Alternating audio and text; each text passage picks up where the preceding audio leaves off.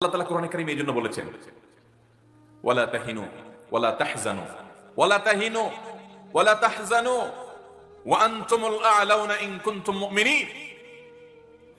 কখনো মনমরা হবে না, কখনো পেরেশান হবে না, হীনমন্যতা তোমাদেরকে যেন কখনো পেয়ে নয় বসে। তুমি কখনো নিরাশ হবে না, তুমি নিশ্চিত থাকো। তুমি যদি প্রকৃত ইমানদার হও, ইমানের সেই লেভেলে তুমি যদি নিজেকে নিতে পারো, নেকামল যদি সেভাবে করতে পারো, তোমরাই বিজয়ী হবে, কোনো সন্দেহ। অতএব ভাইরা আমার, সব কিছুর আগে আমার ইমান, আমার তাকওয়া, আমার সালাত, আমার যাকাত, আমার হজ, আমার তাহারাত, আমার আচরণ, আমার আখলাক, আমার লেনদেন, আমার কাজ কারবার, প্রতিটি বিশ্বাস, প্রতিটি কাজ, প্রতিটি কর্ম, প্রতিটি পদক্ষেপকে কোরআনের আলোকে, সুন্নাতে রাসূল সাল্লাল্লাহু আলাইহি সাল্লামের আলোকে যদি সাজাতে পারি, আল্লাহ নবী সাল্লাল্লাহু আলাইহি সাল্লাম সে আব্দুল্লাহ ইবনে আব্বাস রাদিয়াল্লাহু আনহুকে বলেছেন যে ইহফাজিল্লাহ তাজিদহু তুজাহাক, আল্লাহর বিধিবিধানগুলোকে যদি হেফাজত করে চলো, একেবারে পুঙ্খানুপুঙ্খ করে মেনে চলো, পরিপূর্ণভাবে যদি মেনে চলো, আল্লাহর সাহায্যকে, আল্লাহকে তুমি সামনে পাবা, পিছনে না, সামনে পাবা।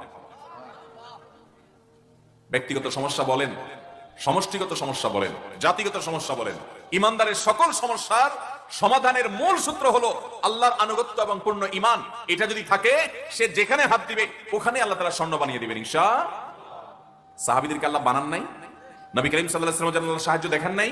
ইসলামের ইতিহাসে সোনালী যুগের স্বর্ণ মানবদের, তাবেঈনদেরকে, তাবেঈনদেরকে আল্লাহ তাআলা দেখান নাই? অর্ধ পৃথিবী তারা শাসন করেন নাই? করেছে। ভাইরা আমার, তো সেই জায়গায় আমাদেরকে যেতে হবে। নবী করিম সাল্লাল্লাহু আলাইহি ওয়াসাল্লাম সে উপদেশ করেছেন কাকে? আব্দুল্লাহ ইবনে আব্বাস রাদিয়াল্লাহু আনহু। খুব আদর করতেন, তাকে স্নেহ করতেন। সেই উপদেশটা আমরা জানতে পারলাম। অতএব আমরাও আমল করব তো ইনশাআল্লাহ। আমার রবের আদেশের উপরে পৃথিবীর কোনো আদেশ, আর আমার রবের নিষেধের উপরে আর কোনো নিষেধাজ্ঞা। আমার রব কি বলেছেন আমি তার জন্য জীবন দিব, কি নিষেধ করেছেন তার জন্য আমি জীবন দিব। প্রয়োজন হলে এর নাম হলো ঈমান, এর নাম হলো তাকওয়া, এর নাম হলো গোলামি, এর নাম হলো আবদিয়ত, এর নাম হলো মুসলমানিত্ব, এর নাম হলো সারেন্ডার করা। এটা ছাড়া মানুষ মুসলমান হতে পারবে? আমরা তো এখন ধরি মাছ নাচুই পানি টাইপ মুসলমান। নামাজও পড়ি, 2 নম্বরীও করি, ওয়াজও শুনি, দুর্নীতিও করি, ওয়াজও দেখি, আবার ইউটিউবে ফিল্মও দেখি, ও কোরআন তেলাওয়াতও শুনি, আবার গানও শুনি। এই ভেজাইল্লা মুসলমান দিয়া আল্লাহর কাছ থেকে সাহায্য পাওয়া বড় কঠিন। অতএব পিওর মুসলমান হব তো ইনশাআল্লাহ। উদখুলু ফিস সিলমি, পরিপূর্ণভাবে ইসলামে প্রবেশ করো। আল্লাহ তাআলা আমাদেরকে পরিপূর্ণভাবে ইসলামে প্রবেশ করার তৌফিক দান করুন। ভাইরা আমার, আপনি পরিপূর্ণ মুসলমান হলে আপনার লাভ, আপনার লাভ। আল্লাহর কোনো ঠেকা পড়ে নাই ভাই।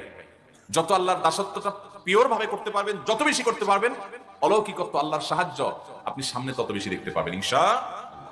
তাহলে দ্বিতীয় উপদেশ ছিল যে আল্লাহর বিধিবিধানকে যদি তুমি হেফাজত করে চলো, আল্লাহকে অর্থাৎ আল্লাহর সাহায্যকে তোমার সামনে পাবে। নাম্বার 3, ইযা সাআলতা ফাসআলিল্লাহ ওয়া ইযা ইসতাআনতা ফাসতাঈন বিল্লাহ। তাওহীদের গুরুত্বপূর্ণ একটা সবক দিলেন তিনি তার প্রিয় শিষ্য সাহাবী আব্দুল্লাহ ইবনে আব্বাস, বালক মানুষ, আদরের তাকে। তিনি বলেছেন ইযা সাআলতা ফাসআলিল্লাহ, তোমার যদি কিছু চাইতে হয়, তোমার যদি কিছু চাইতে হয়, অদৃশ্যের কারোর কাছে তোমার কিছু চাওয়া লাগে, তো তুমি আল্লাহর কাছে চাইবা। কার কাছে চাইবা? যদি তোমার কখনো সাহায্যের প্রয়োজন দেখা দেয়, যে কারোর সাহায্য দরকার, এখন অনেক বেশি সাহায্যের প্রয়োজন, তো সাহায্য চাইবা কার কাছে? আল্লাহর কাছে। অদৃশ্যের কারোর কাছে যদি কিছু প্রার্থনা করতে হয়, কিছু চাইতে হয়, সাহায্য যদি কোনো অদৃশ্যের কারোর কাছে চাইতে হয়, তো তিনি হবেন একমাত্র কে? আল্লাহ। নবী করিম সাল্লাল্লাহু আলাইহি ওয়াসাল্লাম বলেছেন, জুতার ফিতাটা কারো ছিঁড়ে গেছে, রাস্তা চলতে চলতে স্যান্ডেল পরে যাচ্ছেন, অথবা যে কোনো জুতা পরে যাচ্ছেন, ছিঁড়ে গেছে, এখন রাস্তার মধ্যে জুতা ছেঁড়া একটু মুসিবত, কিন্তু আপনি ওইটা ঠিক করে হয়তো সামনে কিছু দূর যেতে পারবেন, এরপর একটা দোকান থেকে কিনতে পারবেন, অনেক ব্যবস্থা আছে। কিন্তু ইমানদার তার এই ছোট্ট বিপদটা যখন হবে, তখন সে স্মরণ করবে কাকে? সে এটা চিন্তা করবে তো সেরে ফেলবো, আরেক দোকান থেকে এটা কিনে ফেলবো না, কেনার ব্যবস্থা আছে, সারার ব্যবস্থা আছে, সবই ঠিক আছে। আমার এই ছোট্ট ক্ষুদ্র বিপদেও পর্যন্ত আমার মন চলে যাবে সবার আগে যার কাছে, তিনি কে? আর আমাদের অবস্থা হলো জুতার ফিতা ছেঁড়া তো অনেক পরের কথা, জীবনে অনেক বড় বিপদ আসার পরও আমরা এর কাছে যাই, অমুকের ফোন দেই, তমুকের মেসেজ দেই, অমুকের হাতে পায়ে ধরি, অমুকের অফিসে চলে যাই, সব কুল কিনারা করার পর যখন কোনো রাস্তা পাই না, এবার যাই বলি আল্লাহ। ঠিক না ভাই? ঠিক। অথচ ইমানদারের যেই কোনো বিপদে সবার আগে যাকে স্মরণ করবে তিনি কে? আল্লাহ রাব্বুল আলামিন। আল্লাহ তাআলা আমাকে আপনাকে সেরকম ইমানদার হওয়ার তৌফিক দান করুন। ভাইরা আমার, এটা হলো মোবাইল ফোনের নেটওয়ার্কের মতো অনেকটা। আপনি আল্লাহর সাথে যত বেশি কানেক্টেড হতে পারবেন, আপনার কানেকশনটা যত স্ট্রং হবে, নেটওয়ার্কটা যত মজবুত হবে, আপনি আল্লাহর কাছ থেকে সাহায্য তত দ্রুত পাবেন, যোগাযোগ তত দ্রুত হবে। আর এটা নির্ভর করবে যে আপনি আল্লাহকে কত বেশি স্মরণ করেন। যদি দেখেন যে না, একেবারে কোনো বিপদে সে একেবারে শেষ পর্যায়ে গিয়ে আল্লাহর কথা স্মরণ হয়, তার আগ পর্যন্ত আল্লাহর কথা মাথায়ও আসে না, ওই অমুকের কথা তমুকের কথা, অমুক মামু, অমুক খালু, অমুক পাওয়ারওয়ালা, অমুক শক্তিওয়ালা, অমুক পয়সাওয়ালা, তাদের কাছে দৌড়ান, অমুকের হাই হ্যালো, আমার বিপদ হয়েছে, আমার এই সমস্যা হয়েছে, সবার কথা মনে পড়ে, আল্লাহর কথা মনে পড়ে, ঠেকায় পড়ে গেলে যখন দেখেন আর কোনো উপায় নাই, এবার এসে বলেন আল্লাহ আপনি ছাড়া উপায় নাই। এরকম যদি হয় তাহলে বুঝবেন যে আপনার নেটওয়ার্কটা 4 দাগের মধ্যে 1 দাগ আছে, তাও নিবু নিবু করে। বুঝেন নাই কথা? আর যদি আপনার যে কোনো সমস্যায় সাথে সাথে সবার আগে স্মরণ হয় ওই আরশে আজিমের মালিকের কথা, যে আমার রব সব দেখছেন, তার হাতেই সবকিছু, অতএব একটা জুতার ফিতাও ছিঁড়ে গেলে সাথে সাথে আল্লাহ আপনি আমাকে এই ছোট বিপদ হলেও সেখান থেকে আপনি উদ্ধার করেন। আমি এটাকে যত সহজ মনে করছি, আপনি সহজ না করলে সহজ নয়। এই সবক যদি আপনি নিতে পারেন তাহলে বুঝতে হবে আপনার নেটওয়ার্ক আল্লাহর সাথে 4 দাগ পরিপূর্ণ আছে, স্ট্রং আছে, 4G নেটওয়ার্ক আছে, 5G নেটওয়ার্ক আছে, এবং খুব মজবুত কানেকশন আছে ইনশাআল্লাহ। ভাইরা আমার, আল্লাহ রাব্বুল আলামিন আমাদেরকে সেরকম ঈমানওয়ালা হওয়ার তৌফিক দান করুন। ঈমানগুলো একবার ঠুনকো হয়ে গেছে ভাই, আমরা আমাদের রবকে চিনি না, রবের গোলামদের কাছে দৌড়াই। এর চাইতে বড় ছোট লোক আর কি আছে ভাই? আপনি কোন মালিকের কাছে ধর্ণা না দিয়া মালিকের দাসানুদাস, মালিকের গোলাম, মালিকের অধীনস্থ ক্ষুদ্রাতি ক্ষুদ্র কোন কর্মচারীর কাছে যায় তার সেবা দাস হচ্ছেন কোন কাজ পাওয়ার জন্য, কোন কাজ থেকে উদ্ধারের জন্য, কোন সমস্যা থেকে উত্তরণের জন্য আপনি কোন ব্যক্তির দাসানুদাসের কাছে যাচ্ছেন, মালিকের কাছে না, যে এটা মালিকের জন্য অনেক বড় অপমানকর। আরশে আজিমের মালিক, সব কিছু যার হাতে, আল্লাহ রাব্বুল আলামিনের কাছে না চেয়ে, তার দিকে না যেয়ে তার গোলামদের দুয়ারে দৌড়াচ্ছেন, তাদের অফিস দৌড়াচ্ছেন, এটা আল্লাহর শানে, এটা আল্লাহর শানে বেয়াদবি, এটা ঈমানের সাথে যায় না। এজন্য ঈমানদার সবকিছুর আগে সাহায্য চাইবে কার? প্রত্যেক রাকাত নামাজে এই বিষয়টা কত ইম্পর্টেন্ট হলে, কত গুরুত্বপূর্ণ হলে, প্রতি রাকাত নামাজে আল্লাহ রাব্বুল আলামিন সূরা ফাতিহা আমাদেরকে শিক্ষা দিয়েছেন, ইয়্যাকা না'বুদু ওয়া ইয়্যাকা নাস্তাঈন। আল্লাহ শুধু আপনারই ইবাদত করি এবং আপনার কাছেই, এই যে সাহায্য শুধু কার কাছে চাই? আল্লাহর কাছে চাই। আমাদের সমাজের অনেক ভাইরা আছেন যে মামু খালুর কাছে দৌড়ায়, এটা যেরকম আছে মামু খালুর কাছে যান, সমস্যা নাই, কিন্তু আপনার ঈমান থাকবে যে তার হাতে নাই, আসল চাবিকাঠি কার হাতে?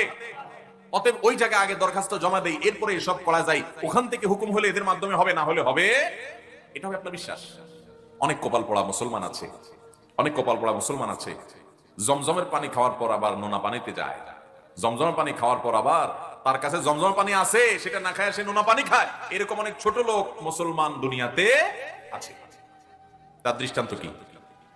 সন্তান হয় না, ব্যবসার উন্নতি নাই, ভোটে দাঁড়াইছে, জিততে চায়, দুনিয়ার কোন উদ্দেশ্য আছে, মাকসাদ আছে, এটা হাসিল করবার জন্য সে ওই কোথাকার কোন মাজারে চলে যায়, মাজারে যায় সিজদা দেয়, মাজারে যায় বাবার কাছে দোয়া করে, মাজারে যিনি সাহিত্য তার কাছে প্রার্থনা করে, তার ওখানে মান্নত করে, তার ওখানে সিন্নি দেয়, তার ওখানে দান সাদকা করে, এবং বসে বসে কান্দে। কেন কান্দে? তার দুনিয়ার উন্নতির জন্য। এই লোকটা ইমানদার নিজেকে দাবি করে, সে আল্লাহকে চিনে, আল্লাহর পরিচয় জানে, সে জানে যে আল্লাহই হলেন একমাত্র সত্তা, যিনি কাদির, সবকিছু করতে সক্ষম, আর কেউ না, সব সৃষ্টি আর তিনি স্রষ্টা। এই কপাল পোড়া জানে, তারপরও মহান সৃষ্টিকর্তা আর মহান মালিকের কাছে না যাইয়া মালিকের একজন দাসের কাছে যায় গোলামি করছে। এর চেয়ে বড় কপাল পোড়া, এর চেয়ে বড় বেয়াদব, আল্লাহর সামনে বেয়াদবি করার মতো মানুষ আল্লাহর জমিন আরেকটা নাই। এই জন্য তাকে শিরক বলা হয়েছে, আর শিরকের অপরাধকে জুলমে আযীম বলা হয়েছে, এবং এটা আল্লাহ তাআলা মাফ করবেন না তওবা ছাড়া দুনিয়া থেকে। এরকম কপাল পোড়া আমাদের মধ্যে আছে না নাই? আহা ভাইরা আমার, এই শিরক আমরা অনেক ভাবে করছি। অনেকে ভালোবাসেন, আপনি এমন ভালোবাসা বাসেন তার জন্য জীবন দিতে পারবেন। জীবন যদি কারোর জন্য দিতে হয় ভালোবাসায়, তিনি কে? একমাত্র আল্লাহ।